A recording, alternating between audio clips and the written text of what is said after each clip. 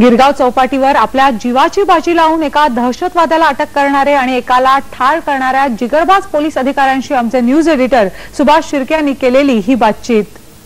मुंबईवर ज्यावेळेला भीषण अतिरेकी हल्ला झाला त्यावेळेला 26 नोव्हेंबरच्या रात्री एक 6 मिनिटाचं ऑपरेशन डीबी मार्ग पोलिसांनी केलं आणि या 6 मिनिटाच्या ऑपरेशनमुळे डीबी मार्ग पोलिसांचंच नव्हे तर पूर्ण मुंबई पोलिसांचं नाव आज जगभरात आदराने घेतलं जाते, कारण त्यांनी एक पाकिस्तानी अतिरेकी जिवंत पकडला आणि या सगळ्या ऑपरेशनमध्ये सहभागी झालेले हे सगळे ऑफिसर आपल्या सोबत आहेत आणि त्यांच्या सोबत या विभागाचे ॲडिशनल सीपी व्यंकटेशम साहेब सुद्धा आपल्या सोबत आहेत। सगळ्यांशी आपण बोलणार आहोत। सुरुवातीला आपण बोलूया जे ऑफिसर्स ज्यांनी या कारवाईमध्ये प्रत्यक्ष सहभाग घेतला त्यांना आपण विचारूया की काय झालं, सुरुवात कशी झाली ते आम्हाला सांगा। बावधनकर साहेब, त्या दिवशी आम्हाला रात्री वायरलेसवरून मेसेज मिळाला की एक स्कोडा गाडीत दोन आरोपी गिरगाव चौपाटीच्या दिशेने येत आहेत। त्याप्रमाणे आमचे सिनियर इन्स्पेक्टर माळी साहेबांनी आम्हाला तो डबल बॅरिकेड लावून ते व्यवस्थित बंद करून घ्यायला सांगितलं आणि साधारण ती गाडी आल्यानंतर 50 फुटावर ती गाडी थांबली आणि त्या गाडीने पूर्ण त्यांचे हेडलाईट्स ऑन केले आणि विंडस्क्रीनवर पाण्याचा फवारा मारून घेतला आणि त्याच्यानंतर अचानक ती गाडी पुढे येऊन ज्या ठिकाणी मी उभा होतो रोड डिवायडरवर त्या ठिकाणी वळसा घेऊन पळून जाण्याच्या बेतात असावी, पण ती त्याला काही जागा मिळाली नाही, त्यामुळे ती जाऊन आपटली त्याच्यावरती। त्याच्यानंतर आम्ही सर्वांनी त्याच्यावर म्हणजे त्याला आवाहन केलं की खालती उतरा आणि सरेंडर व्हा वगैरे, पण त्यांनी नाटक केलं आणि जो त्या बाजूला जो बसला होता जो त्यांनी जमिनीवर लोळून घेत असताना त्यांनी त्याच्याजवळ पायाजवळ जे काही वेपन होतं त्यांनी फायर, तोपर्यंत आमचा जो बॅरिकेडच्या मागचा जो स्टाफ होता तो त्याच्यावर ताबा घेण्यासाठी पुढे सरसावला होता आणि त्याच्यामध्ये आमचे ASI ओंबळे हे पुढे होते आणि त्यांनी जे बस फायर केलं त्याच्यामुळे त्या सर्व गोळ्या त्यांना लागल्या आणि तरी देखील आमचा जो स्टाफ होता न डगमगता त्याच्यावर तुटून पडला आणि पलीकडचा जो ड्रायव्हिंग सीटवर जो मारला गेला अतिरेकी अबू इस्माईल त्यांनी देखील मी माझ्या बाजूला कदम साहेब त्यांचा डिटेक्शन स्टाफ होता उजव्या बाजूला, त्यांनी आमच्या दिशेने फायरिंग सुरू केलं। मग आम्ही पण त्याला प्रत्युत्तर जे दिलं आमच्या जवळच्या पिस्टल्सनी त्यात तो तिकडेच हे झाला। कदम साहेब, मला सांगा की या सगळ्या प्रकारामध्ये तुमच्याकडे पिस्टल होती, ही सगळी पिस्टल जी आहेत ही अतिशय जुनी शस्त्र आहेत आणि त्यांच्याकडे अतिशय आधुनिक शस्त्र आहेत जी मिनिटाला 300 राऊंड फायर करतात। काय मोटिवेशन होतं या अतिरेक्यांशी सामना करताना? मोटिवेशन म्हणजे आमच्याकडे जे आमच्या नावावर दिलेलं आहे, शासनाने जे इश्यू केलेलं आहे ते पिस्टल होतं आणि बाकी माझा जो स्टाफ होता डिटेक्शनचा ते सगळे मी आणि माझा स्टाफ सर्व साध्या कपड्यात होतो आणि त्यांच्याकडे लाट्या होत्या। याच्याशिवाय आमच्याकडे वेगळं काही शस्त्र नव्हतं, पण त्यावेळी आम्हाला हे शस्त्र जमा करणे किंवा हे एवढा वेळ नव्हता त्या ऑपरेशनसाठी, त्यामुळे हाय त्या उपलब्ध स्थितीत आम्ही तिथे हजर झालो। तुम्हाला याच्यामध्ये तुम्ही इंज्युअर झालात, काय झालं त्यावेळेला सांगा, ती घटना सांगा।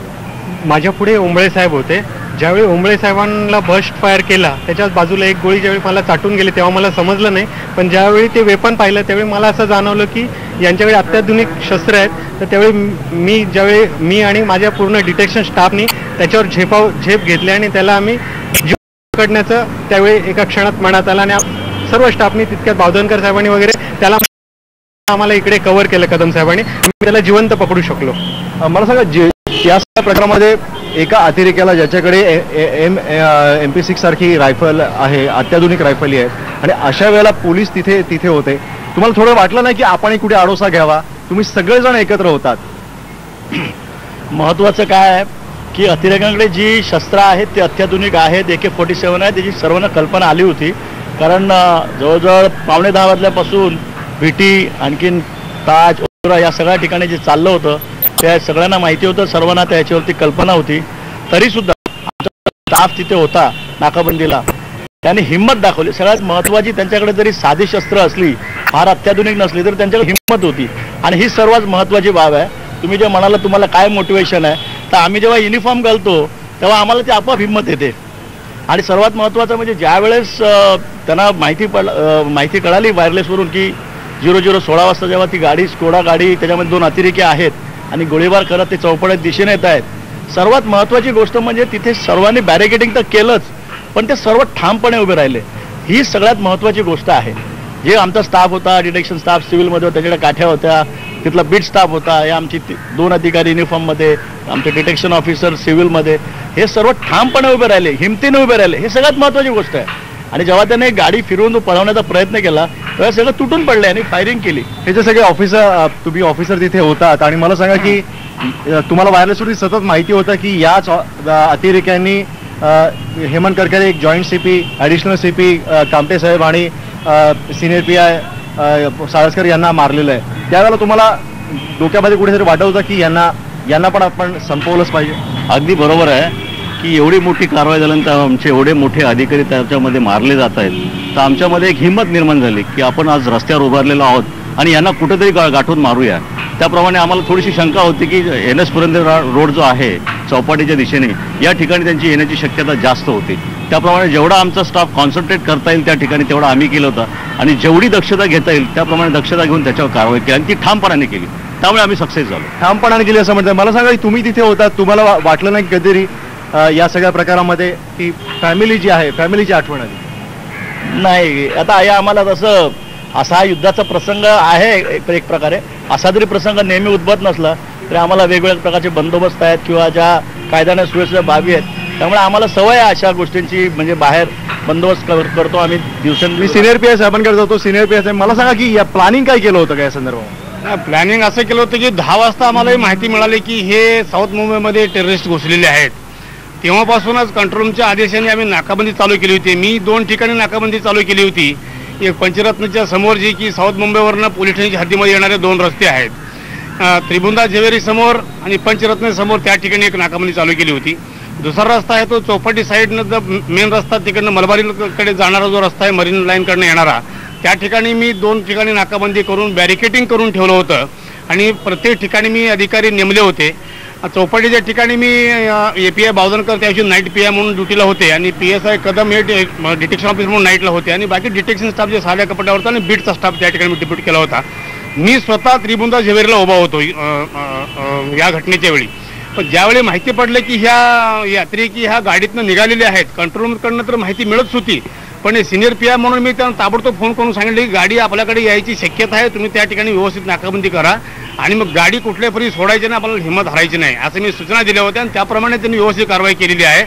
यामध्ये जिवंत एक टेररिस्ट पकडलेला आहे आणि एका टेररिस्टला जाग्या ठिकाणी मारून टाकलेला आहे. आपल्यासोबत ॲडिशनल CP व्यंकटेशम साहेब आहेत. साहेब, तुम्ही IB मध्ये काम केलं, तुम्ही इमिग्रेशनमध्ये काम केलं. मला सांगा, मुंबई पोलिसांसाठी ही सगळ्यात मोठी उपलब्धी आहे, कारण याच्यामध्ये एक टेररिस्टला, जे जगातल्या अनेक पोलिसांना सुद्धा शक्य झालं नाही, हे पकडलंय.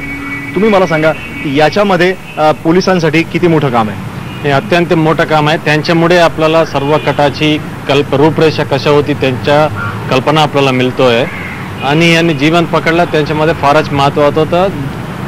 जिथे आपला दुसरा अधिकारी सुद्धा मेलं होतं तरी सुद्धा यांना जीवन पकडलं यांनी. ते अत्यंत मोठं काम आहे आणि यांच्या कामाबद्दल आम्हाला अभिमान आहे आणि त्यांना शौर्य पदकाची सुद्धा आम्ही रेकमेंड करतो आहे. मला सांगा, इंटरनॅशनली सुद्धा हे महत्त्वाचं आहे, कारण FBI किंवा बाकीच्या लोकांना सुद्धा याच्यामुळे एक अंदाज येईल की कशा प्रकारे नव्या प्रकारे टेररिस्ट ऑपरेशन होत आहे. याबाबत आपण काही इनपुट्स त्यांना शेअर करतो, ते इंटरेस्ट आहेत का? ते सर्व घटनामध्ये जीवन पकडणं महत्त्वाची आहे. त्यांच्यामध्ये जेवढं माहिती येत आहे ते नक्की पुढे आपल्याला कामात येईल. अच्छा, याच्यासाठी तुम्हाला आतापर्यंत फोन आले असतील, सिनियर ऑफिसर्सकडून या सगळ्या पोलिसांचं कौतुक केलं जात असेल, त्याच वेळेला कुठेतरी दुःख असेल की हेमंत करकरे, कामटे साहेब आणि साळसकर हे गेले. काय सांगा?